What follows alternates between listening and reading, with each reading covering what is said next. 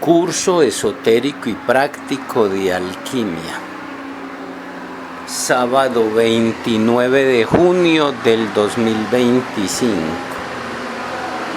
Clase 69.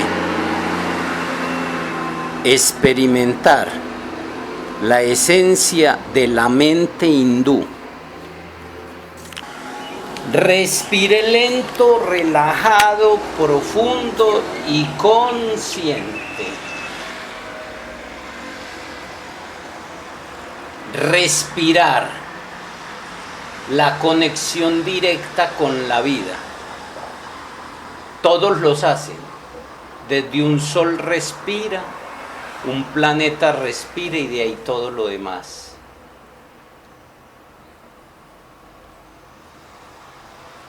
Esa es una de las prácticas permanentes en forma consciente de la alquimia. Hablo de la alquimia práctica. Y la meditación, estar en el ahora, en presencia, son las dos prácticas principales y fundamentales de alquimia práctica.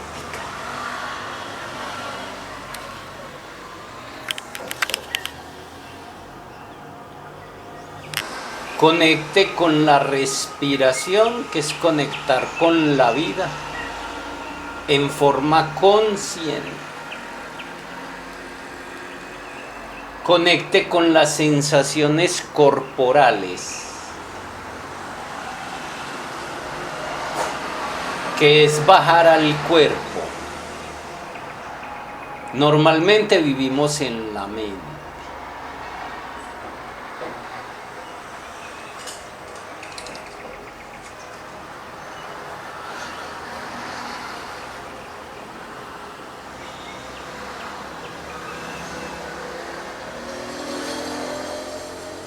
Sienta la vida a través de la respiración. Sentir la vida y sumergirse en ella es experimentarla a la existencia, a Dios, la suprema conciencia, Brahma.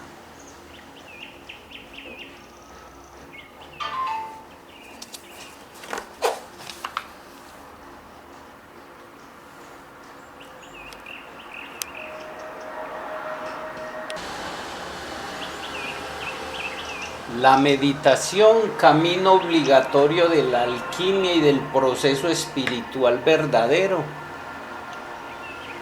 Debemos pasarla de una técnica a un estado.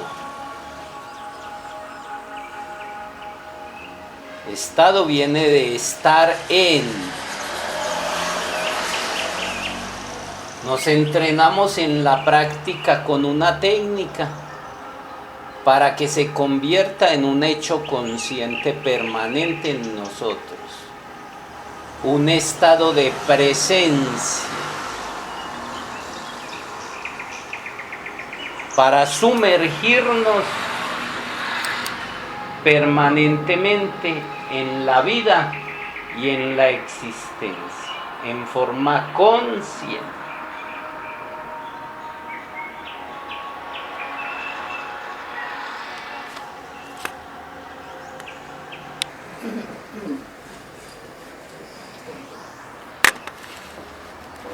¿Cuántos sutras faltan? Faltan dos. El Upanishad, Atman Puya Upanishad, tiene 17 sutras, realmente es pequeño. Se vuelve largo es porque nos lo tienen que explicar en Occidente y esa explicación nos la hace pues este maestro, Bhagwan. Sí. Esos dos sutras los terminamos hoy, máximo la próxima semana, porque son muy importantes pues. Entonces estamos en este curso esotérico y práctico, sobre todo es práctico. Si el conocimiento no lo puedes llevar a la vida, no hay razón de que lo hagas. Hoy precisamente vamos a ver la diferencia entre la mente occidental, que es teórica, que es filosófica, que es científica, y la mente oriental, puntualmente la mente hindú. Porque si bien la mente china, la japonesa y todos estos mismos países de ojirrasgados es eminentemente práctica con las artes marciales, todas estas disciplinas, sí, en este caso estamos haciendo un estudio puntual de la hindú. Muy bien. El tema de hoy es experimentar la esencia de la mente hindú. ¿Cuál es la esencia de la mente occidental? Teorizar, conocer.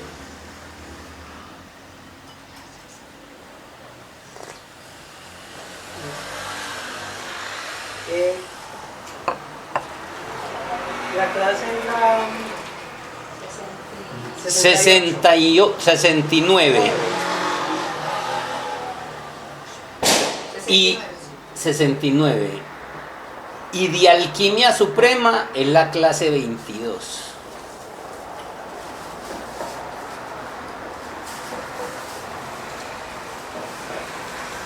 y el título El título es Experimentar la esencia de la mente hindú o de la mente oriental. Recuerden que nuestro cerebro tiene 2 hemisferios y es un fractal, o sea, una pequeña partecita que lo contiene todo. Eso es un fractal, como la gota contiene al mar. Sí. Del planeta. El planeta tiene también 2 hemisferios. Puede que geográficamente la mente occidental pueda tener más cosas, pero a nivel del conocimiento, ¿qué son esas dos formas de ver la vida y la existencia? Miren que yo me refiero mucho a la vida, a la existencia, al todo y a Dios. Y uso nombres que la mayoría de las culturas hablan de ella, como para tener claridad. Si bien todo ese conocimiento está en estos libros, como le decía ahora a Daniel, lo bueno de este curso dictado por mí es que yo lo vuelvo en palabras de centavo. Se lo explico como para que una señora que nunca ha leído un libro, que solo estudió primaria, lo pueda entender. ¿Qué me decía Daniel ahora? Que cogió las primeras clases de Cábala. ¿Hace cuánto dictamos ese curso? Que fueron casi 100 clases. Y que lo entendía muy bien. Porque que normalmente una persona coge un curso de Cábala, de tarot, de alquimia y queda por las nubes. Eso era hablado en un lenguaje esotérico para esoteristas. Mi tarea es traerlo a la mente de cualquier ser humano de la calle, que pueda entender qué Binah, qué es Chogma, sí, qué es eso. Eso es lo que hace que este curso valga la pena hacerlo. Y eso mismo pienso hacer con Tantra. Ojalá con ustedes, y si no, para mí. Porque a mí me sirve, yo cada rato me pongo y retroalimento, porque como ustedes, soy humano, tengo un cuerpo, una mente y un metabolismo que no me ayuda. ¿Y el diablito dónde lo...? No, estaba hablando de lo natural. El diablito es lo sobrenatural.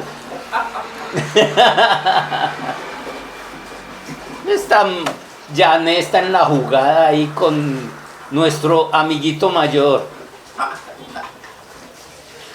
El sutra, el penúltimo sutra, o sea, el 16 de este Upanishad, dice: yo soy ese, absolutamente puro Brahman. Realizar esto es alcanzar la liberación. Mire que ya podemos ir descifrando eso. Ese se refiere a eso. Y sabemos que eso es lo espiritual. Yo soy ese. Porque ya estamos terminando, ya nos acercamos a ser capaz de entender un sutra sin que alguien nos lo tenga que explicar. Que aún estando en español no es entendible. Yo soy ese. Siendo ese, refiriéndose a eso. Sí. Puro Brahman. Recuerde que la Trinidad hindú, que en Occidente es Padre, Hijo y Espíritu Santo, en India es Brahma, Vishnu y Shiva. Entonces cuando dice siendo Brahma, el Padre, Brahman, el Padre, porque por encima está de la Trinidad, está el absoluto, está el innombrable. Ya eso lo podemos entender claramente. Entonces yo soy ese, siendo uno con eso. Absolutamente puro Brahman, la conciencia cósmica y universal, el origen. Realizar esto, y sabemos que esto es ¿qué? La periferia, la materia, lo de afuera. Realizar esto es alcanzar la liberación. Está integrando en ese sutra los dos elementos, eso y esto. Y recuerden que la totalidad, la existencia es eso más esto. En la época de Buda, el planeta estaba en tal oscuridad por las guerras, porque el hombre no había desarrollado el cerebro como era, porque estaba muy primario en un proceso de aprendizaje. Entonces había que irse para una cueva, para un monasterio, encerrarse allá, a trabajar a eso, lo espiritual, porque afuera era imposible. Ya todas esas barreras, a pesar que hay 2 guerras en el planeta, a pesar que muchos se comportan todavía como unos cavernícolas, sí, que andan en avión, que tienen celulares, sí, porque mandan bombardear un pueblo sin más ni más, sin importar que hayan seres humanos, sí, a pesar de haber 2 guerras, ya esa época de Buda y mucho anterior ya ha pasado. Entonces ya la idea es ser capaz.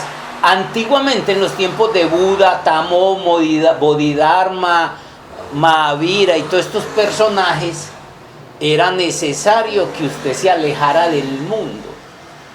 Ya estamos en una época, miles de años después, donde nuestra tarea es ser capaz de integrar no solo a eso, encerrado en un monasterio, sino ser capaz de integrar a eso con esto.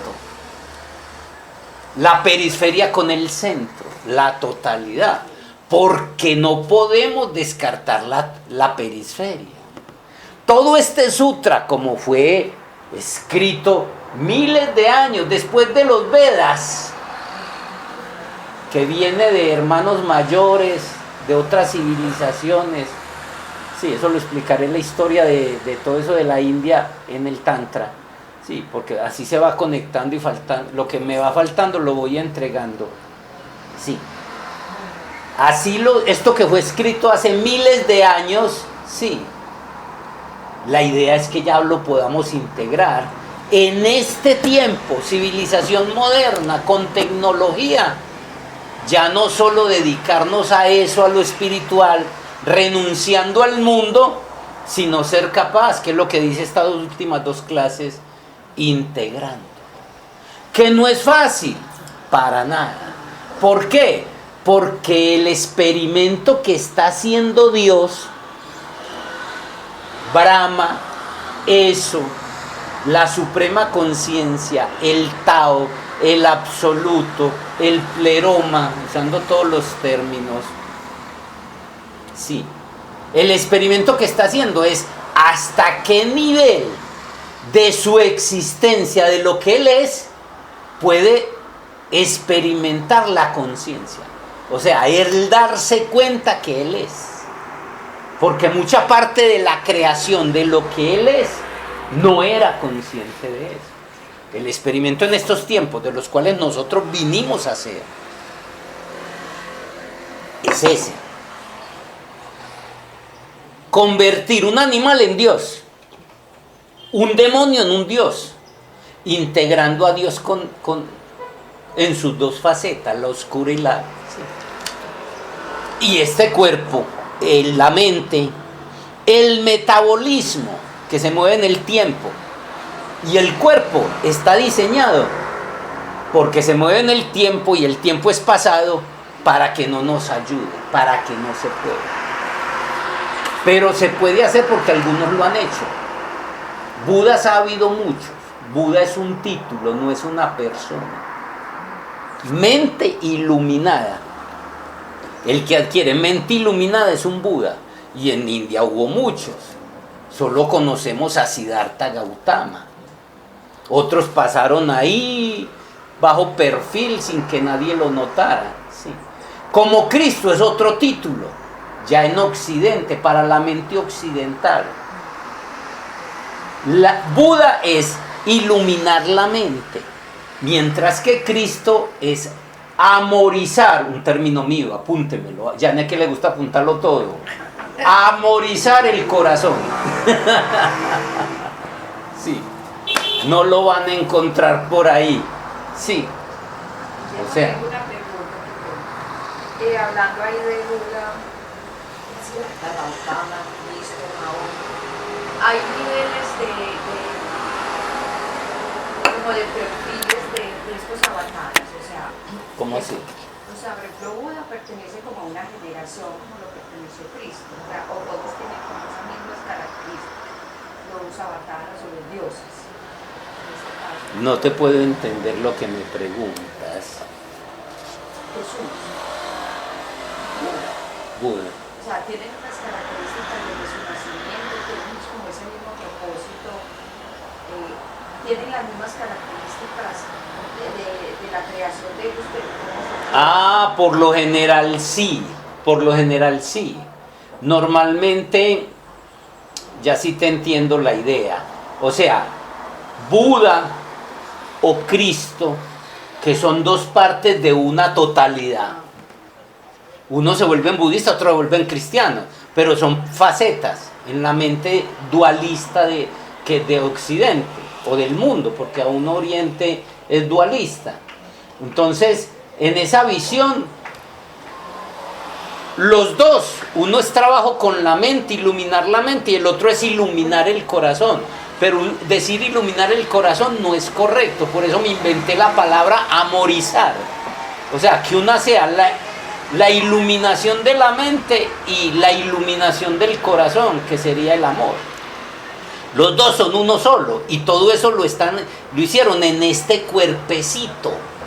Ese es el experimento. Y eso tiene toda un proceso. Por ejemplo, la historia de Buda y la historia de Krishna y la historia de Cristo, sí, es una leyenda metafórica y épica. No es de una persona. Por ejemplo, todos tienen que nacer en un pesebre. El pesebre, ¿qué es una pesebre? Viene de pesebrera, el lugar donde se alimenta a los animales. Se dice que Buda, a pesar de haber sido rey, príncipe, mire que nació en cuna de reyes, él sale para ir ¿a dónde? Al pesebre. Sí. Krishna se dice que nació también. Toda esa historia metafórica del Cristo no es más que una leyenda, no de un Jesús, no de un Siddhartha Gautama y no de un Krishna. No sé cuál sería el nombre físico de Krishna, ¿sí? Porque Krishna es como decir Cristo, ¿sí? Debió haber tenido, y todos tienen una faceta humana. Al tener cuerpo, no hay ninguno que venga aquí y que este cuerpo pueda vivir sin tener el cerebro hipotalámico, que es el animal, sin que tenga una mente racional, un cerebro reptil, por iniciado que sea, sí, porque si no este cuerpo no podría tener cuerpo, y todos pasaron por eso. Lo que sí es que nosotros nos gastamos varias vidas para hacer lo que Jesús hizo en 13 años, sí, porque el ser que venía ahí es muy especial, el hijo, el nieto del Padre Universal, o sea, el hijo del Hijo Cósmico, total, traía una ventaja que nosotros no, pero todos tienen que hacerlo. Me supongo que lo mismo pasó con Buda, que ya era y con Krishna, que eran las reencarnaciones de Vishnu, o sea, las reencarnaciones de Krishna, del Hijo, del Cristo, según la cultura occidental. Pero entonces, ¿sí me entiende? Detrás hay una metáfora que cualquiera, si yo mañana me ilumino y me convierto en Buda o en Cristo, no van a hablar de Guillermo Pérez, el hijo de Guillermo Pérez, sí. ¿Van a hablar de quién? De ese Buda o ese Cristo, que ya sea que lo haga en la cabeza o que lo haga en el corazón. Si lo hago en la cabeza, iluminar la cabeza, soy el Buda. Un paso más allá está iluminar el corazón. Buda también llegó a ser Cristo. O sea, después de que hizo la iluminación miren que habla que era la suprema compasión, el amor, una manifestación. No, la suprema compasión, o sea, una manifestación del amor. Eso llega después. Entonces ya no hablarán del Guillermo Pérez de mal genio, temperamental, ese HP. ¿Hablarían de qué? Y como todos tendría que hacer ese trabajo de nacer en cuál pesebre, el pesebre del mierdero del mundo, que es mi mente, del mierdero del mundo, que es la materia. Y así todos los procesos que se le atribuyen a Buda o a Krishna o a Krishna, sí, o a Cristo, están en la metáfora, porque es metafórico, es del proceso interior. Miren que por eso en las 5 conferencias de Semana Santa que tengo en el canal de la escuela, ahí hablo de la metáfora como tal, que se cumple para cualquiera. Así sea Ángela, así sea Patricia, así sea Marta, Janet, cualquiera que sea, si va a convertirse en un Buda iluminando su mente o en un Krishna iluminando su corazón, tiene que pasar por los procesos internamente. El Vía Crucis, el Domingo de Ramos, la traición de Buda, de Judas, todo eso. ¿Te queda claro?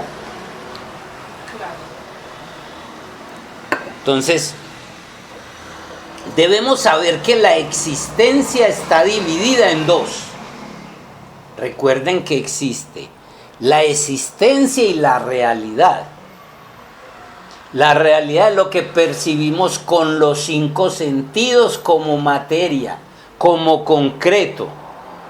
Y nosotros le damos más veracidad a la realidad que a la existencia. Cuando ya conocemos alquimia suprema, le damos más veracidad a la existencia. ¿Sí? Entonces, y la existencia es todo lo que existe, o sea, la realidad está dentro de la existencia. Debemos saber que la existencia está dividida en 2. Tal como la vemos, la existencia se divide biológicamente en macho y hembra, en bueno y malo, filosóficamente, ontológicamente, en mente y materia.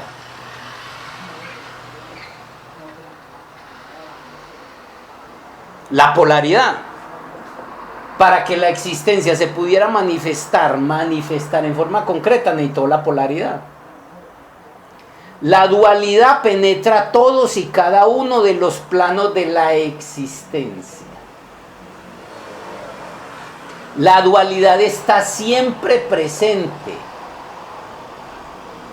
Podemos decir que el sexo penetra todas las capas de la existencia, aún la mente misma. Entendiendo por sexo no solo pipí y vagina.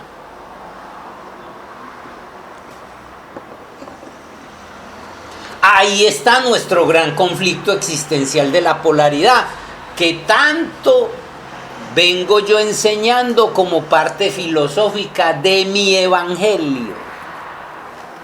Sin ser apóstol, tengo mi evangelio. Donde vaya usted me va a escuchar. Cuando coja cualquier conferencia me va... Sí. Porque era cuando yo quería resolver la ecuación de mi existencia, me encontré con la existencia y con la realidad.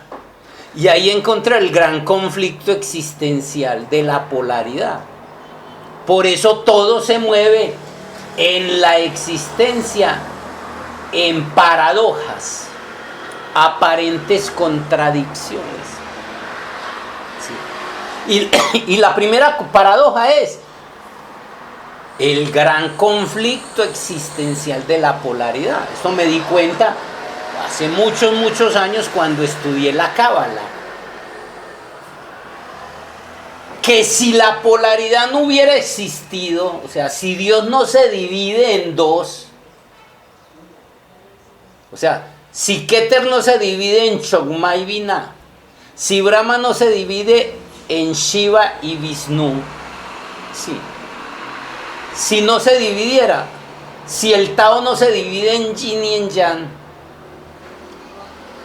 si Abraxas no se divide en Bafómeto y Demiurgo, la existencia no se hubiera podido manifestar. Sí. Podemos hablar hasta ahí porque de ahí para arriba ni idea qué sería la existencia.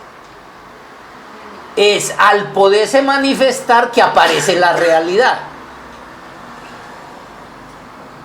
Y ella lo que pretendía, digo yo atrevidamente, sí, era poderse manifestar. Ya no solo con el experimento que está haciendo, no solo pretende manifestarse, sino ser consciente de esa manifestación, ser consciente de la realidad, de que todo es ella, aún en sus niveles más densos de la materia. Estoy hablando en términos muy filosóficos, pero como estoy en la parte final de este Upanishad, entiendo que los que vienen conmigo ya son capaces de entenderme porque ya tienen las conexiones neuronales para entender lo que estoy diciendo. Por eso cuando escuchen de nuevo esta clase, los invito a que profundicen mucho en esto que estoy diciendo. Porque tiene una gran profundidad más allá de lo que digo en las palabras. Sí. Entonces, asimismo la mente es dividida en dos. Así como la existencia está dividida en dos, la mente está dividida en dos, que está asociada a los dos hemisferios del cerebro, porque el vehículo de la mente es el cerebro, como el módem para el internet. ¿Dónde está la mente? En otra dimensión. ¿Dónde está el internet? En otra dimensión.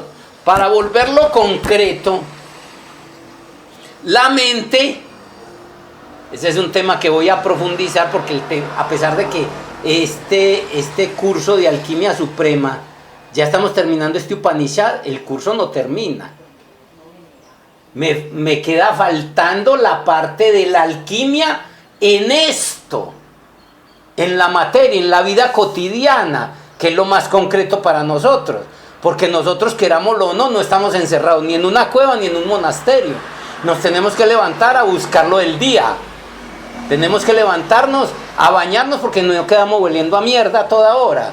Tenemos que levantarnos a buscar pagar servicios y a sostener la vida. Entonces nos toca movernos en esto, la periferia, la realidad. Y toda esta alquimia suprema es tratando de que podamos sumergirnos en eso. ¿Lo captan? Sí, desde el Y yo no quiero quedarme ahí. Por eso el curso de Alquimia Suprema no termina. A pesar de que en una o dos clases termino lo de los libros, que es la Alquimia Suprema. Pero me queda faltando en la Alquimia Suprema el tema de la ciencia de manifestación, sí, y cómo, de dónde y por qué, de dónde viene eso.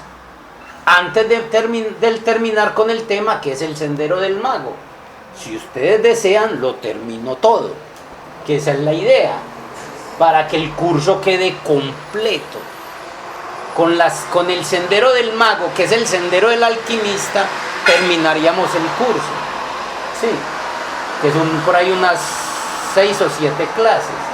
Pero antes de eso tengo que ver la ciencia de manifestación de cómo puedo manipular, utilizar la alquimia para resolver todos mis problemas cotidianos, porque ahí es donde eso tiene masa. Y si no, ¿de qué me sirve? Sí, un conocimiento bien poético para yo seguir siendo el mismo mendigo pordiosero de siempre. Sí. Entonces, asimismo la mente está dividida en dos, que está asociada a los dos hemisferios del cerebro, el derecho y el izquierdo. Esta división de la mente puede ser llamada, por darle un nombre, masculina y femenina, o a nivel planetario, occidental y oriental, o griega o hindú. A nivel planetario, occidental y oriental, la cultura occidental, la cultura oriental, que normalmente eran opuestos, que ahora por el modernismo, la tecnología, pues ya Oriente se volvió occidental, allá comen hamburguesa, por eso los hijos de Naruto ya se alimentan no con ramen, sino con hamburguesa y Coca-Cola, sí. Entonces Oriente se volvió, hasta eso lo tocan ahí en esos animes, sí. En la época de Naruto no se comía sino ramen y todas estas cosas de la cultura. No existían las hamburguesas ni las papitas fritas, sí, ni el pique, ni el chile. Ya en la versión nueva, Naruto Next Generation, que es el hijo Boruto, ahí se viven alimentando desde papitas fritas, Coca-Cola, hamburguesa y pique. Entonces, hasta ahí se ve. Y Occidente se orientalizó. Mire que aquí todo el mundo habla de yoga, que todo el mundo habla de tai chi, ayurveda, medicina tradicional china, acupuntura, o sea, resultado de la misma evolución. O de una forma más abstracta podríamos llamarla filosófica y religiosa. Oriente es más religiosa en el sentido real de la palabra religión, que aquí ya lo hemos explicado. No el concepto que Occidente tomó como religión. Sí. Y Occidente es filosófica. También podríamos llamarla filosófica científica. Y religiosa, la otra. Los Upanishads son la culminación de la mentalidad hindú, de la mente hindú.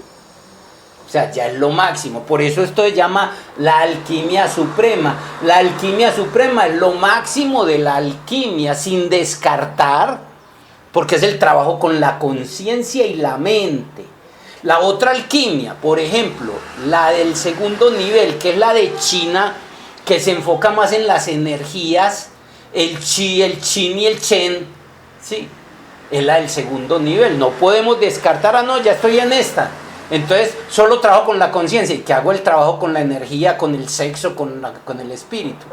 O la del primer nivel, que era la alquimia occidental, que habla del mercurio, el azufre y la sal, que habla de ¿qué? De el sexo, los instintos primarios de lo más denso.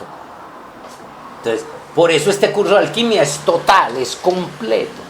Si mucho en un curso de alquimia le hablan de el azufre, la sal y el mercurio a nivel de como lo plantearon los alquimistas medievales en Occidente. Por eso el curso se vuelve tan largo, pero también eso trae que se vuelva tan completo. Guille, entonces lo máximo para entender lo diferente, o bueno, para entender lo de la mente femenina, pues ¿sí me entiende? Porque usted está estableciendo esos iguales para uno entenderlo. A ver, la mente es la totalidad y se divide en dos. Vamos a la misma Trimurti. La mente es la totalidad y se divide en dos. Para nosotros, porque eso, la mente de Dios tendrá mucho más cosas, ¿sí? De lo que podemos percibir. Hemisferio izquierdo y hemisferio derecho.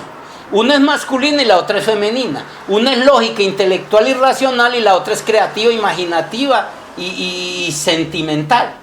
Uno es intelecto y otro es sentimiento. Y tenemos los dos. Y somos un fractal del planeta Tierra. O sea, un pequeño fragmento de la gran totalidad del planeta Tierra. Y de eso se sigue extendiendo que no nos interesa. ¿Qué quiere decir? Vamos a hacer este estudio de la mente oriental y occidental para entender lo que debo vivir aquí en mi mente interior, en mi ser interior. Estamos haciendo este estudio de la mente hindú y la mente griega, o la mente occidental y la mente oriental, de la filosofía o de la religión, que en el fondo es lo mismo, para poder entender cómo voy yo ahí. Porque mi mente está fraccionada.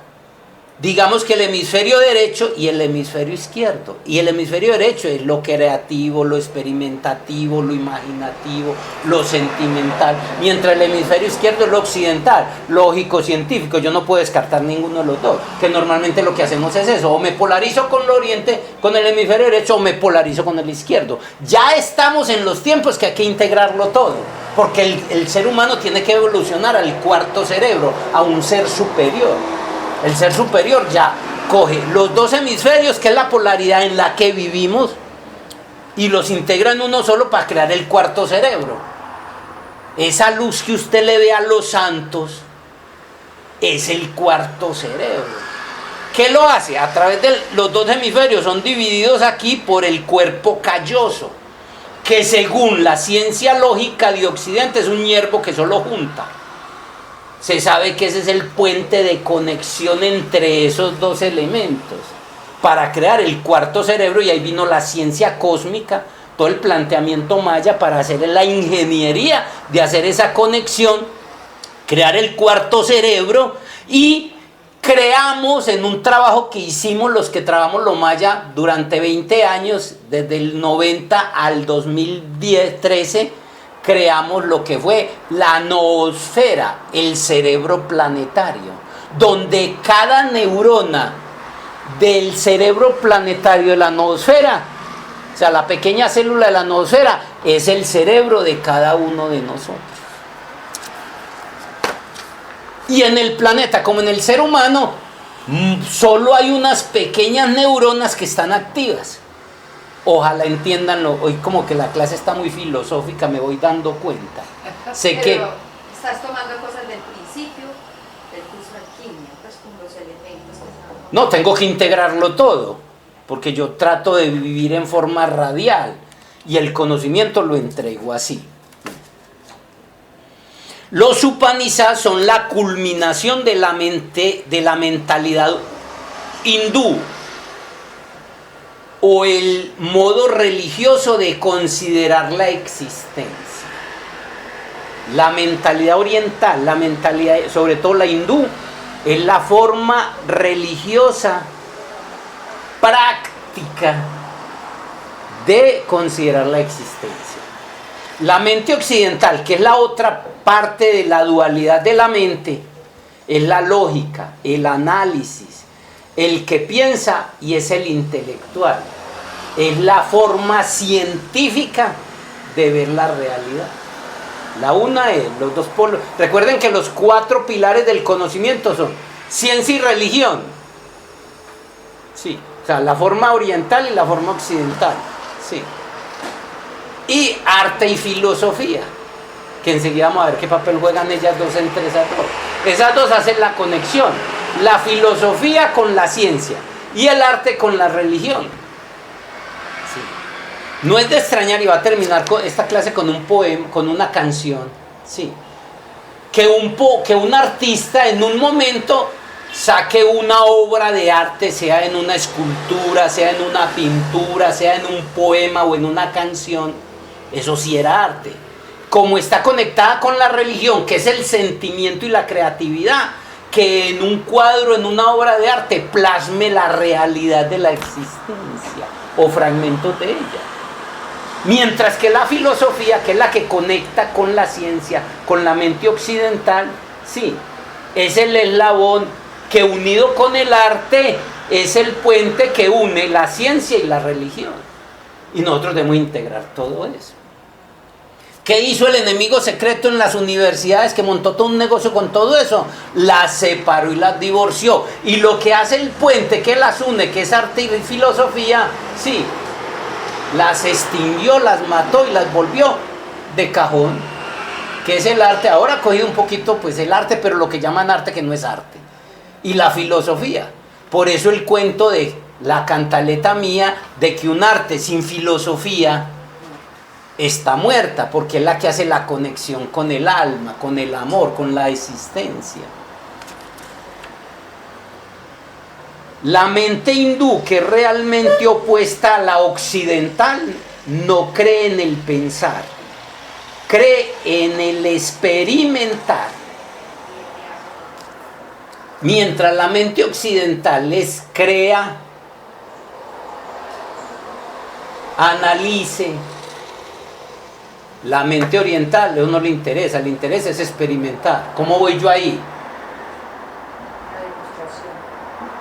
La mente oriental, la hindú, no cree en la lógica, ni le interesa. Eso no quiere decir que no hayan hindúes que sean científicos. Por ahí hay una película de un hindú que fue científico y que en medio de visiones, una película está muy bonita, él muere muy joven y todo, y es muy rechazado por la comunidad científica cuando fui a esas universidades de Estados Unidos, y era un hindú. Y todas las fórmulas matemáticas que los científicos no alcanzan, él decía que de una diosa, yo no sé qué, él meditaba y le entregaba todo eso. Sí, esa película es muy bonita, está por ahí. No recuerdo cómo era. Si me acuerdo de la película, las pongo al grupo. La mente hindú cree que Hola a todos, creo que la película se llama El hombre que conoce el infinito, o que conocía el infinito. Ah, sí, El hombre que conocía el infinito. La encuentran fácil por internet. El hombre que conocía el infinito. Oiga, Patricia. Y muestran eso. Y todas esas fórmulas matemáticas le llegaban a ese hindú, y toda la vida que tuvo, pues, tan traumática. Como todos los genios, ni lo aceptan y terminan locos y mueren rápido. Así que si está muriendo de viejo, no están tan locos. La mente hindú cree que el pensar es de la periferia. Y que no será capaz de saber nada sobre el centro, que es el ser.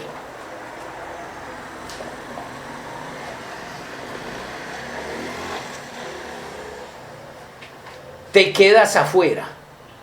Es lo que plantea la mente.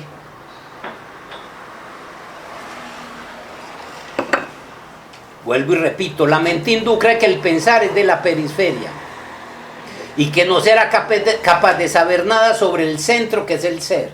Recuerde que la existencia es el centro y la periferia. Eso y esto. Que por eso te quedas afuera. Nos quedamos en la periferia donde estamos nosotros. ¿Hasta qué? Hasta que nos integremos con todo. Por eso los viejitos, en una forma instintiva natural, usted los ve en la iglesia rezando y rece, inconscientemente con lo que tienen trata de volver al centro. La mente occidental es un instrumento para conocer la materia, mientras que la mente hindú busca a Brahma, al absoluto,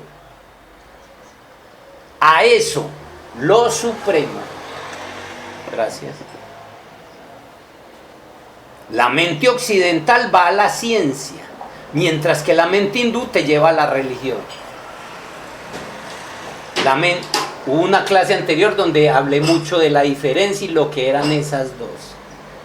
La mente occidental se fundamenta en la observación, el análisis, el intelecto y la lógica, mientras que la mente hindú busca experimentar la realidad en forma directa.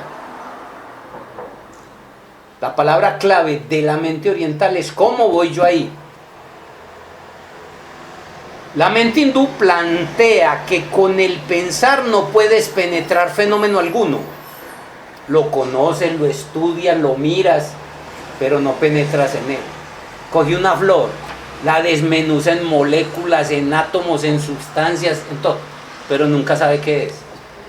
Mientras que la oriental se mete en la flor y es una con ella, sin saber nada de eso.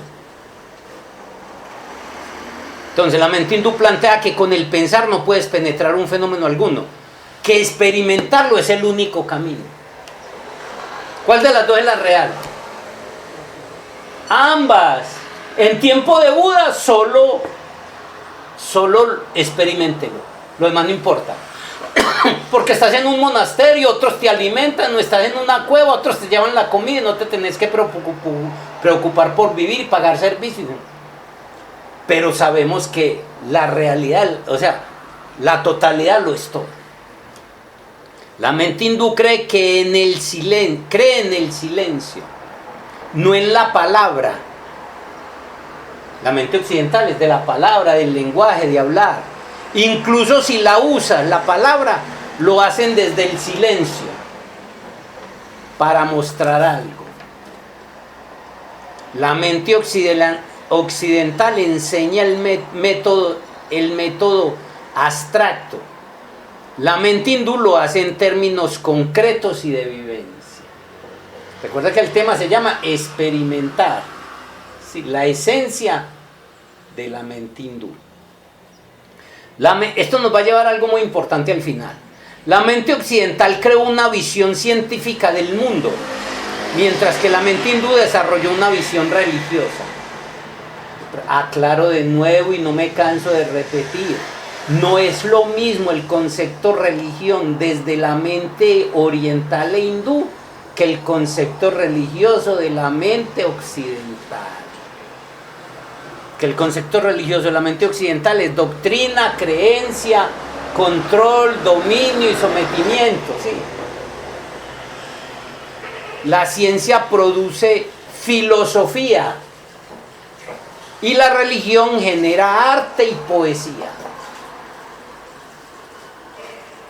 Por eso a través de una obra de arte real, no esas gordas de Botero, ¿a qué te lleva eso? Fuera a tomar una foto al lado. Pero mire la obra de Arenas Betancourt de la universidad, ya sea la de la universidad o la que sea en la plaza no, esa no la he visto bien, la de la Alpujarra. Sí, o sea, eso te lleva a otro nivel. Sí. Y mire, la vida de Botero, erudito, hijo de rico, sí. Mire la vida de Rodrigo, de bebedor, bohemio, seguro que puto, sí. Mire la vida de Beethoven y su obra. Muchos no la conocen. Mire la vida de Mozart. Y mire su obra. Ojo con eso, ahí hay una clave.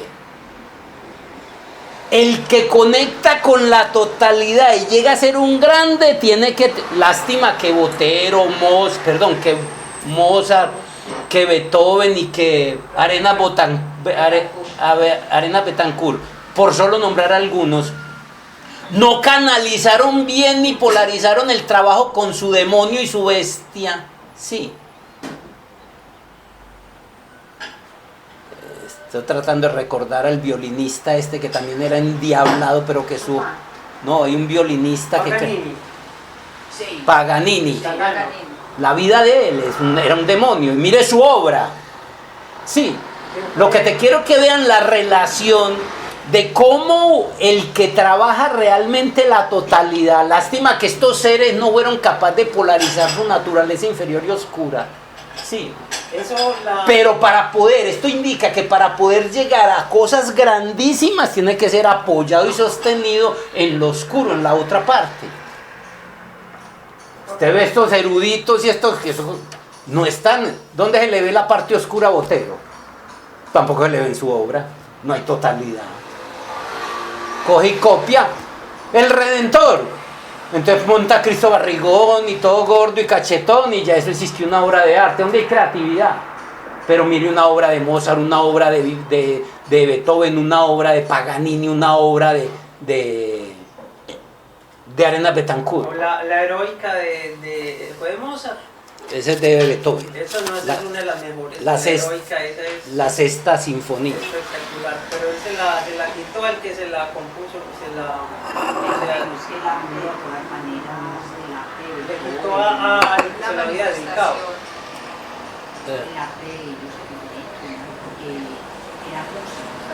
Arte es arte. Lo que estoy diciendo es que el arte, que es una manifestación de la religión, del ser espiritual, sí, de eso, recuerde, la religión es la forma de conectarse con eso, mientras que la ciencia es la forma de conectarte con esto, sí. La ciencia lo hace a través de la filosofía y la religión lo hace a través del arte y la poesía. Lo que quiero decir es que una verdadera obra de arte te debe conectar con el ser espiritual. Y estoy poniendo estos ejemplos. Una obra de Mozart, La flauta mágica, por poner solo uno. Sí, una obra de Beethoven, La novena sinfonía. Una obra de Paganini, que con 4 cuerdas que tiene el violín, una sola, y hechizo. Espectacular. Ahí se le tomó, ahí derramó Mateo, como no lo tomó. Mira, es que lo puse ahí porque yo no lo pongo.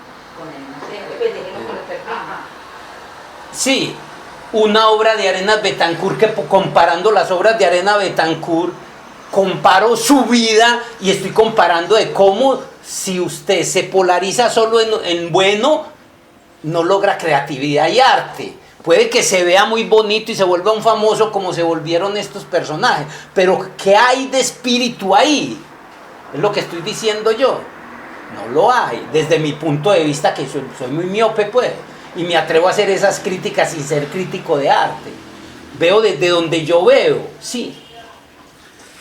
Que no es lo mismo, usted póngame una obra de Botero aquí, póngame el Cristo Redentor de Botero, y póngame usted la obra, ya sea de la universidad o de la plazuela de la Alpujarra, de Arenas Betancourt, y ni comparación a lo que te conecta lo uno con lo otro. Sí. Eso es lo que estoy explicando de esta diferencia. Si eres religioso, percibes la existencia como lo vería un artista. Si eres filósofo, miras el mundo como lo ve un científico. El científico es un observador y el artista es un participante. Hacia allá va la esencia de este tema. Por esta razón, la religión y el arte son complementarias. Por eso no vamos a decir que no se necesite lo uno y lo otro. Y la filosofía y la ciencia son complementarias. En Occidente la religión carece de raíces. En Occidente la religión carece de raíces. Y la poesía y el arte también se están muriendo, porque lo que no tiene raíces se muere. Porque solo puede existir con la religión, el arte y la poesía. O sea, todo lo que es arte, sí. En Oriente, en Occidente se está muriendo. Mire lo que son los cantantes, los poetas. A mí me fascina el poema. ¿Y usted cree que yo me voy al Festival Mundial de la Poesía que hacen en junio aquí en Medellín? Pura basura, fui una vez. Ya ni riman. No tienen contenido filosófico y espiritual, que es lo que pretende. Entonces, le veo más filosofía a un viejo tango, sí, de las garufas, sí, del arrabal. Le veo mucho más poesía porque era construido con arte a lo que ahora llamamos poesía. Aquí en Medellín hacen el Festival Mundial de la Poesía. Pura basura, desde mi ignorante punto de vista. Sí, porque yo no siento. Yo soy muy intelectual, pero yo el arte lo tengo es que sentir. Usted me ve escuchando ópera, usted que no entiendo ni el idioma. Usted me ve escuchando una novena sinfonía, cualquier concierto, la misa de Verdi. Y a mí eso me eriza, me hace sentir, pues yo no entiendo nada. Porque el arte es para eso. Te pone en un estado diferente. Y yo cuando veo poesía, cuando veo un arte, ¿usted cree que yo veo una exposición de arte? Basura. No veo ahí qué ver. ¿Por qué? Porque no conecto emocional y sentimental con eso. Para mí no hay arte. Sí, eso es Lo que pasa con la canción de hoy. como un concierto de vallenato y reggaetón. Usted va y pasa y que ve un montón de paracos y traquetos. La ciencia te aportará hechos, los hechos desnudos y concretos, y por eso mismo están muertos. Recuerde que lo que son hechos concretos está muerto. Y la religión te aportará hechos vivos, no están muertos, está vivo. Y todo aquello que está vivo es un misterio. Porque la vida es una manifestación del amor. La vida es una manifestación de Dios. Por eso, por ser un misterio lo conoces. Por ser un misterio lo conoces y no obstante lo desconoces. En realidad se siente. O sea, lo que es la vida, lo que es lo real, lo que es un misterio, la única forma es sentirlo. Mira lo que yo le digo, siendo yo tan intelectual y tan ignorante, sí, con el arte, con la poesía, con todo esto, o sea, si yo no conecto con el sentir, si eso no me hace sentir nada, para mí eso está vacío y muerto. ¿Sí me entiende? Sí. Y mire cómo lo está diciendo precisamente la alquimia suprema. Este énfasis en el sentir, en el vivir y en el experimentar es el último sutra de este Upanishad. Cuando dice, yo soy ese absolutamente puro Brahman, este ya es el último sutra. El anterior, que les dije ahora, es el 16. Ese sutra, el 16, dice, yo soy ese absolutamente puro Brahman. Realizar esto es alcanzar la liberación. Ahí, yo soy ese absolutamente puro Brahman. Experimentar esto, la materia y la totalidad, es alcanzar la liberación. Profundizando en este sutra nos damos cuenta que el pensar busca la verdad. O sea, la filosofía que busca la verdad. Pero pensamos que la verdad es todo. La lógica indaga sobre lo que es la verdad. Eso es la mente occidental. La mente hindú, nunca estuvieron interesados en encontrar la verdad. Siempre estuvieron interesados en el moksha. Por eso fue que no entendieron con los pelagatos ingleses.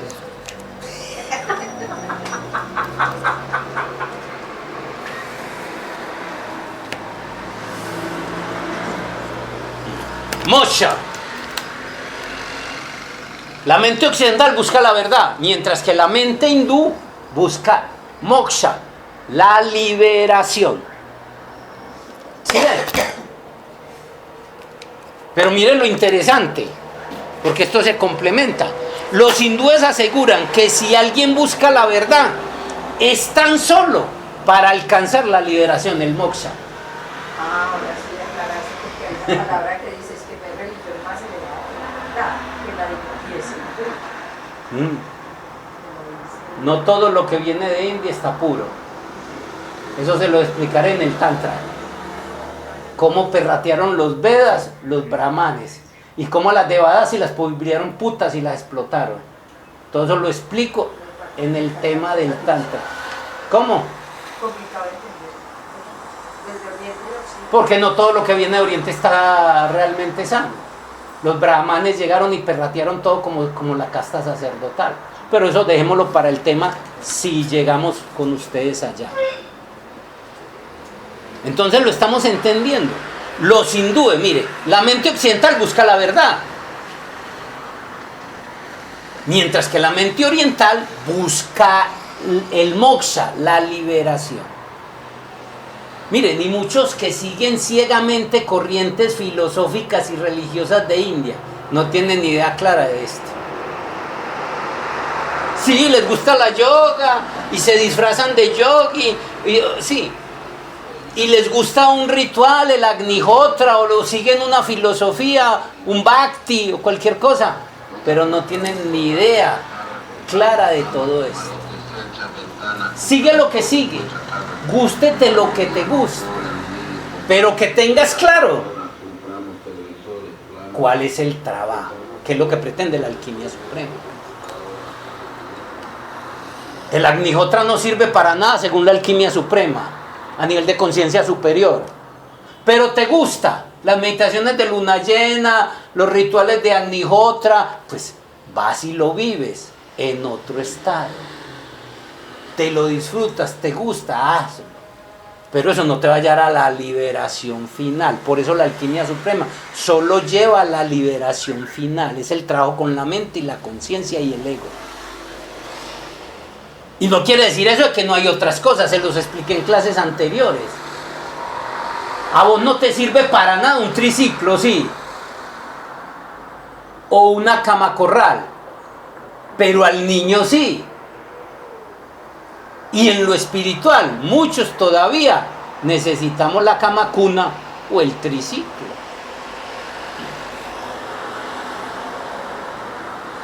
Entonces, los hindúes aseguran que si alguien busca la verdad es tan solo para alcanzar la liberación, el moksha. El cómo la conciencia humana puede obtener la liberación final. Ese es el moksha. Para eso se busca, o sea, ¿para qué se busca la verdad en Occidente? Para cómo la conciencia humana puede obtener la liberación final, el moksha. Donde la conciencia se vuelve infinita, se vuelve una con todo, que es la liberación. En el fondo los dos van por el mismo camino, lo que les decía cuando hablé de la ciencia y la religión. Ya los científicos, lo que pasa es que a través de la ciencia y la mente occidental el camino es mucho más y más y más largo. Muchos científicos, no me acuerdo ahora el nombre del premio Nobel, y ese es uno, y el otro es Einstein. A lo último, sus últimas frases eran siempre asociadas a Dios. Un ejemplo de Einstein, por ejemplo, que es el que más me acuerdo. Que Dios no juega los dados. Por ejemplo. O el otro, el universo se parece más a un pensamiento, que es energía y conciencia, sí, que a una máquina, como la ciencia como lo estudia la ciencia. Y así como eso, ya lo último, esos viejitos ya muy ancianos, van llegando. Pero tienen que hacer un recorrido muy largo. Entonces, decíamos que los hindúes aseguran que si alguien busca la verdad, es tan solo para alcanzar la liberación, el moksha. El cómo la conciencia humana puede obtener la liberación final. Donde la conciencia se vuelve infinita y se vuelve una con todo. A menos que seamos uno con todo, no seremos verdaderamente libres. ¿Qué es lo que buscamos? Ser uno con todo. Es el moksha, la verdadera liberación. Por eso aseguran que lo único que vale la pena buscar es aquello que nos libera. No le gastan a la mente racional. Eso viene desde los Upanishads en la antigüedad. Como ya se está occidentalizando, no es raro que ya vayan empezando a resurgir maestros como Sadhguru, sí, que en vez de meterse a una cueva, usted lo ve en una moto Harley andando por Estados Unidos, de gafas y una pañoleta común, sí, o a un Osho con colección de Rolls Royce que no los usa. ¿Sí me entiende? ¿Cómo van surgiendo ya los nuevos donde van integrando las dos cosas? La realidad. Como demostrando que se puede ser, o sea, Sadhguru era un empresario. Sigue siendo ahora con la espiritualidad, pero tiene su mensaje filosófico ahí. ¿Sí me entiende? Ya va resultando la integración de los dos. Por esto Occidente no le ha interesado el yo. Recuerda que el yo que hablamos aquí es el ser espiritual. ¿Le gusta qué? No el ser, sino el tener. Se ha interesado por todo lo demás de afuera, Occidente. Mientras que el camino hindú es a través de las vivencias personales. Y estas no se pueden poner en una mesa de laboratorio para ser demostradas. ¿Queda clara la diferencia? Nosotros debemos integrar los dos. Por eso la frase mía, que hasta tuve alumnos que me molestaban mucho porque decían, ¿y cómo voy yo ahí? Se ve lleno. ¿Eh? O sea, si no es así, lo primero que yo me pregunto cuando voy a una corriente, a una filosofía, a un grupo, desde muy joven, bueno, ¿cómo voy yo en esta película? No voy, no me sirve, me perdía. Por eso a mí me gusta, soy más de la mente, soy muy occidental porque soy muy intelectual, pero, o sea, la vida me llevó a que también soy muy de la mente oriental. Mientras que el camino hindú es a través de las vivencias personales y esta no se puede poner en una mesa de laboratorio para ser demostrada. Es un camino individual y personal que recorre cada uno. Y cada uno es su propio testigo. Si no, estás perdiendo miserablemente tu tiempo. Más bien andate para una película o andate para un escenario, ya sea deportivo o artístico, para que te la pases bien. Gente que pasa 20 y 30 años perdiendo el tiempo miserablemente porque no están experimentando, solo creen lo que otros les dice y les gusta y se escapan a través de eso, se refugian ahí y se creen religiosos. Lo que pasa con la mayoría de la gente que sigue estas escuelas como el cristianismo. No, que usted que nos ha dicho que todo le lleva información al uno. Aún esa gente que está miserablemente, como usted acaba de decir, perdiendo el tiempo, no le están llevando. Sí, no, sirven para un propósito en el universo, como sirve un virus, una bacteria y un microorganismo. Gracias a los microbios, a los microorganismos y a los virus y a las bacterias, la vida existe. Y nos coge y nos mata. Nos enferma, sí. Claro, todo le está llevando información al uno. Esa no es la clase que estamos tocando. No estamos tocando la ley del uno. ¿Qué es lo que nos interesa? ¿Cómo me libero y tomo conciencia de ser el uno? ¿Sí ves? Que en eso va a terminar la próxima clase. Fascinante. A mí me pareció espectacular. La de la próxima clase. Y damos la clave. Observando un árbol, observando al marido, observando al hijo. La próxima... El asombro. No, pero no es el asombro, amar, la técnica para poder usted, porque yo ya lo había vivido y me parecía interesante, extraño. Y con eso terminamos la clase próxima, donde hablamos de eso, que es lo interesante. No tanto cómo le llevamos información al uno, cada microorganismo de la creación le está llevando cada partícula al uno, para que él tome más conciencia. Pero lo que me interesa es yo como partícula de ese uno, cómo soy uno con él. Es lo que busca la alquimia suprema. Esa es la liberación total. Y no es tan difícil, a pesar de que es muy difícil. Y hay que hacer un trabajo, aunque se dice que no hay que hacer esfuerzo. ¿Sí ve lo paradójico? Ahí la vamos cogiendo. Nosotros podemos entenderla porque llevamos ya nada más de esto 22 clases y en total 69 más como 114 de alquimia, perdón, de tarot, como más 100 de cábala, que es lo que todo esto es el mismo curso. Entonces ya hay conexiones neuronales que te permiten entender esto. Póngale esta misma clase a cualquier persona de la calle, un neófito, a ver si me entiende lo que estoy diciendo hoy. Es como que le estuviera hablando en un sutra o leyendo el Tao Te Ching, perdón, el I Ching, que aún sea en español no entiende nada. Para Oriente lo que importa no es lo que piensas, a menos que lo vivas. Es inútil. En último término, la vida es lo más importante y el pensar no debe ser su sustituto. Que normalmente es lo que pasa aquí en Occidente. O sea, no olvidamos de vivir y con el pensar tenemos. Pero la gran mayoría de la gente religiosa y los mal llamados santos religiosos solamente están pensando.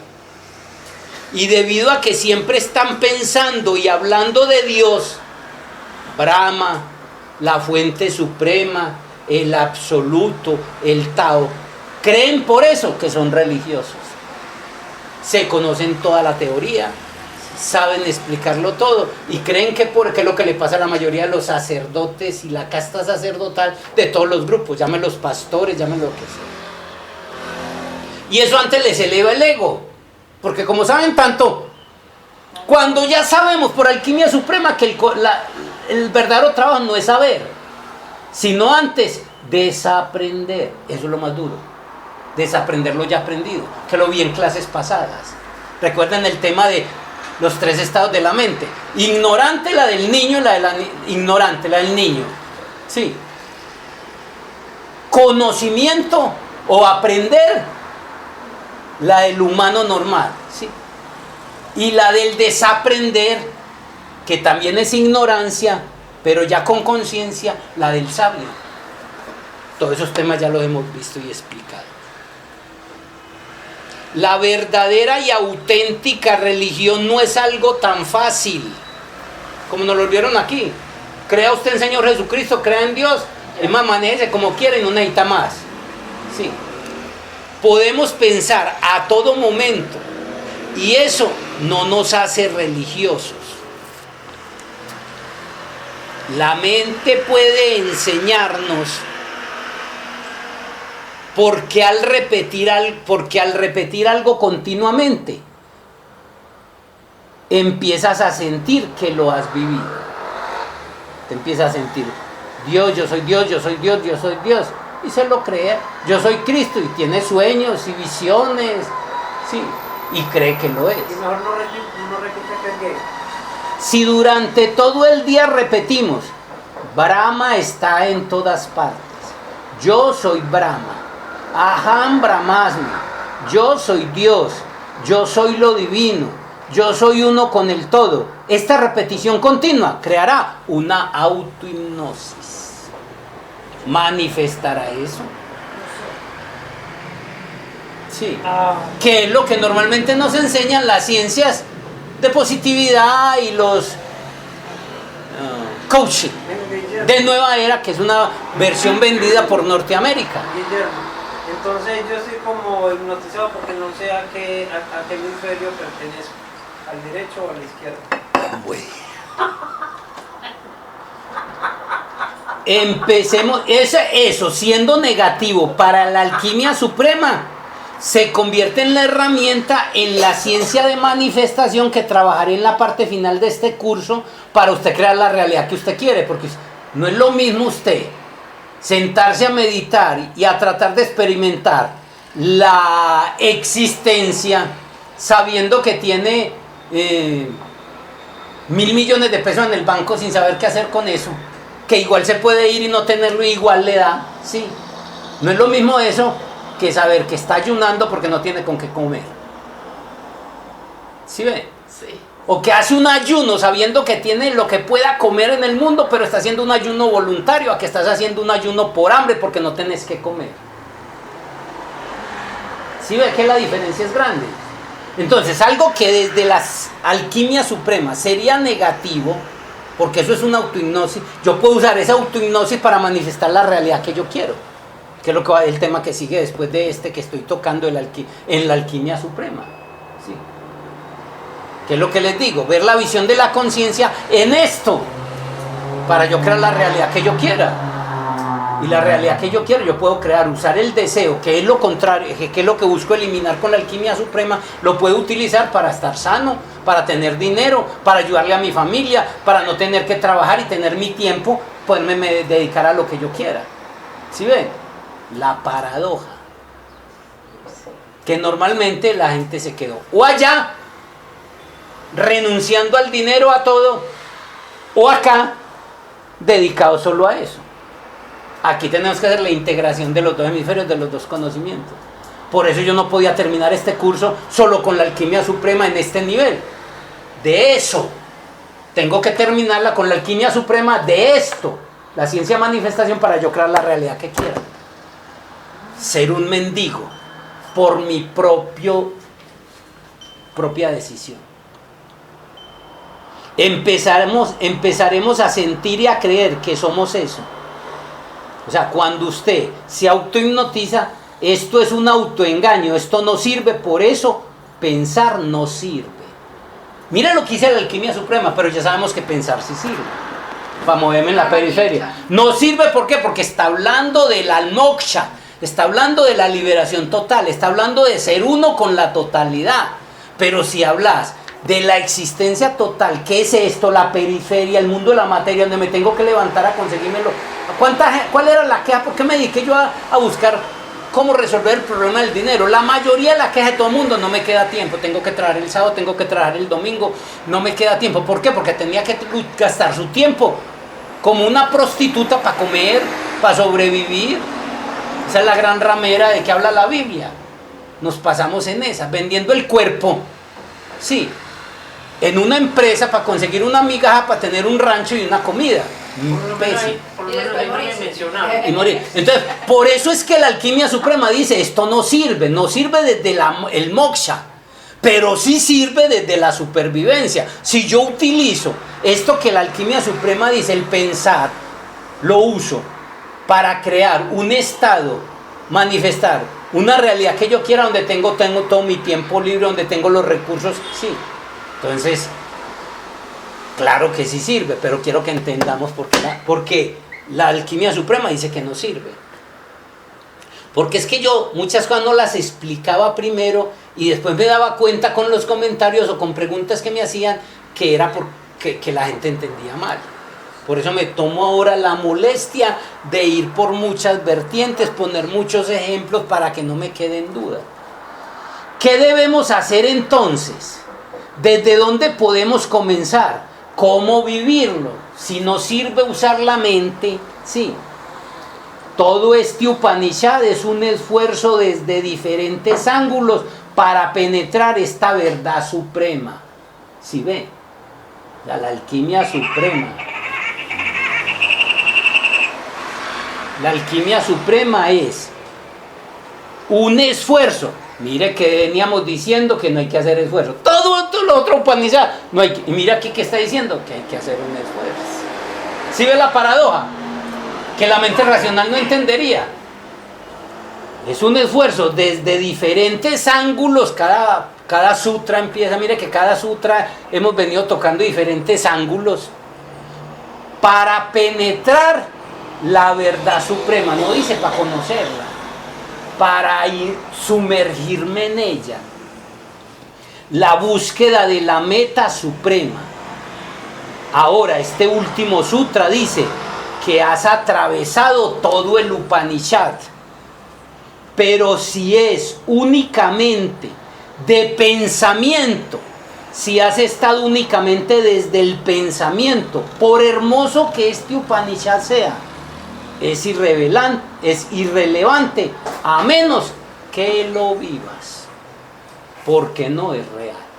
Te está diciendo el último Upanishad que aún todo eso que has estudiado, que es tan hermoso, que te muestra la realidad y la existencia de varios puntos de vista y que es para la liberación suprema, si no lo vives,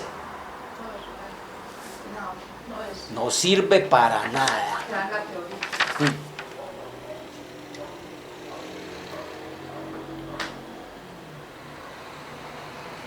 Cuando la mente se detiene y no somos los pensamientos, la vida toma el mando. Cuando la mente, que es la que percibe, se detiene, o sea, no mente, que ya trabajamos ese tema, y no somos el pensamiento, sino el sentir, la vida toma el mando. El latir y el pulso del corazón vibran con ella. Entonces esto es una vivencia. Y vivir esto es el logro de la liberación, el moksha, de la liberación. El fin último, lo que se muestra. Recuerden que vimos cómo lograr, si con la mente, si hemos estado en una iglesia, en un ritual, en una ceremonia, un mantra, desde la mente, sí, y no sirve para la liberación final, para el moksha, entonces estamos dándole respuesta con esto que acabamos de decir. ¿Queda claro? Por eso les queda la clase, la vuelven y la escuchan. Si les pasa lo que me pasa a mí, que creo que les pase, uno ve cosas y percibe cosas que le permiten tomar un mayor estado de conciencia. Nos queda faltando la segunda parte, sí, que es donde nos da, para responder esta pregunta, que nos da los elementos claves en la vida, cómo lograr esta liberación. Pone un ejemplo. Dice, usted lo único que tiene es de la vida, de lo que ve, del hijo, del esposo, del árbol, de cualquier cosa, usted solo tiene una etiqueta. ¿Qué ve el hijo? Al esposo, a un árbol, un gato, cualquier cosa, y tiene una etiqueta que lo hace conocido, ya lo conoce y está tranquilo, del amor. Te muestra la segunda parte, la de la próxima semana, entonces, que es con el que terminamos este tema de la alquimia suprema, pero que seguimos con la otra parte, sí, te va a decir cómo, observando a tu hijo, cómo observar a tu esposo, cómo observar a tu mamá, cómo observar el árbol, cómo observar una gallina, cómo percibir la realidad, no como una etiqueta, no con la mente. De eso se trata la otra clase. Y termina casi el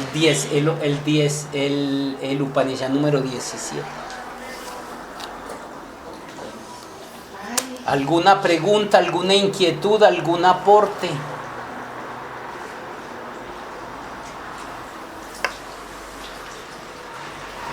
Bueno, si no es mal, les agradezco mucho.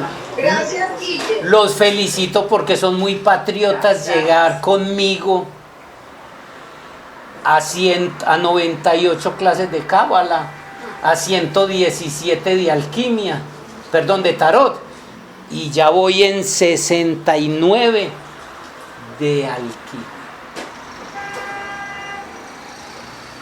Los felicito por eso. Y espero, como dice usted, este Upanishad, que no sea tiempo perdido. O sea, que si usted no practica siquiera, porque en el fondo las claves son las mismas. Las claves son las mismas de la cábala, las claves son las mismas del tarot, y las claves son las de diferentes puntos de vista. Por eso les digo, ustedes ya no necesitan más. Pero como la mente, el metabolismo y el cuerpo está diseñado para vivir en lo irreal, tenemos que estar recordando continuamente el trabajo y recordándolo por eso aparece un nuevo gurú, un nuevo conocimiento, que es lo mismo, con otras vertientes, y corremos para allá. O con otro nombre u otra etiqueta. Muchas gracias y que pasemos buen día. Bien, yo sí tengo una preguntita. Me parece muy bien. Bien pueda Marta Inés. Bueno, con respecto a la diferencia entre mente occidental y mente oriental, en cuanto a buscar la verdad en la occidental y la otra que es el moksha o la liberación, yo me cuestiono esto. Con lo que nos ha estado sucediendo actualmente, entre comillas diría yo, la guerra, etcétera, entonces yo creo que yo no debería preocuparme por saber qué pasó, que por qué esto, que si fue verdad que Trump tiró esto, que si no pidió autorización del Congreso, etcétera, etcétera. yo lo que me debo concentrar es liberación, liberarme de todos estos pensamientos, vivir el momento y tener como mandarles toda la energía para que el universo esté en paz. ¿Sería eso? Ahí hay varias cosas, ahí hay varias cosas que tocar. Muy interesante tu pregunta. Varias cosas que tocar. Primero, ¿qué te sirve para la vida a ti y en qué te afecta? Aunque sí te afecta pues en cosas económicas. ¿Qué te sirve para la vida estar preocupado por lo que están pasando allá tirando bombas? No, me estreso, gano tristeza, miro todas esas cosas que... Peor, te desconecta más. Un motivo para no preocuparse y no ocuparse de eso. Otro aspecto, puede que lo que los medios de comunicación te estén diciendo no sea totalmente real y es una mentira manipulada. Sí, que es lo que normalmente sucede. Otra razón para no estar preocupado por lo que allá pase. Me hace acordar de un alumno que le dice a un maestro en India. Le dice, maestro, nosotros aquí vivimos en paz, buscamos la liberación. Estaban en un monasterio, en un templo. Y a mí me preocupa y me aflige los mendigos, los pordioseros, los que no tienen comida, nosotros aquí comiendo, ellos sin comida. Y le dijo, el maestro le respondió, ¿y qué puedes hacer tú en este momento para resolver ese problema? Sí. Entonces mira que todo eso, cualquiera dice, nos volvemos inhumanos. Nos volvemos inhumanos. Que puedes ver un familiar con cáncer muriéndose y no sufres como sufriría un humano, porque tienes un nivel de conciencia, te puede hacer más sensible y generar cierto dolor interior. La guerra, el que otros estén muriendo de hambre, que estén violando niños, te puede generar, pero eso para tu liberación final, para tu supervivencia, antes te empeora. ¿Por qué te ponen esos medios y los medios, todo eso? Para que vivas en el miedo, en el estrés y en la preocupación, que son energías negativas que en vez de ayudarte, te perjudican. Si estás en plenitud, en la totalidad, en medio de la guerra, tu propia iluminación, tu propia energía, no tenés ni que mandar nada. Ah, no, entonces les voy a mandar pensamiento positivo a Trump, pensamiento positivo a Putin, pensamiento positivo. No sirve. Realmente lo que sirve, lo vimos en los Upanishads anterior, es lo que sale de tu corazón y de tu trabajo. Si te entras en un estado de presencia, si te colocas en el ahora, te sumerges en la vida y la existencia, si te iluminas, generas una onda en el mundo de la conciencia cósmica, donde la guerra está, donde el hambre está. Y esa iluminación, esa onda de energía afecta todo lo que está pasando en esos niveles bajos de ese mismo océano de conciencia. O sea, que en conclusión, sentir. Pero seguir viviendo en tu trabajo interior. Eso es lo que te puedo decir, Marta Inés. No, totalmente cierto, y se verifica más con es lo que acabamos de mirar. Excelente, gracias. No mires la guerra, mira un problema en tu familia. Tu madre, o en el caso mío, mi madre en este momento tiene cáncer y está en los procesos terminales. Todos mis hermanos están en una angustia. A mí eso no me angustia. Hago mis trabajitos, hago mis cosas, pero mi trabajo consiste en irradiarle, no solo a ella, a todos los ancianos, a todos los que estén con cáncer, a todos los que estén con problemas, para que esos pasos no los haga sufrir mucho. Pero imposible que no sufran, porque es parte de su aprendizaje. Y mirar eso desde un estado de conciencia no te permite sufrir. Aunque veo a mis hermanas llorar, veo a los sobrinos, a los nietos llorar, y eso me genera un estado, pero ese mismo estado de conciencia me permite un estado de sensibilidad que me permite ver más allá de lo que los otros no ven. Ese es mi punto de vista. Mirado a la luz de cualquier persona externa, inhumano, y es inhumano. no es humano. Sabemos que vamos a un estado de nivel de conciencia diferente. Bueno, Listo, Guillermo, gracias, excelente. que estén muy bien. Gracias a ustedes. Un buen día.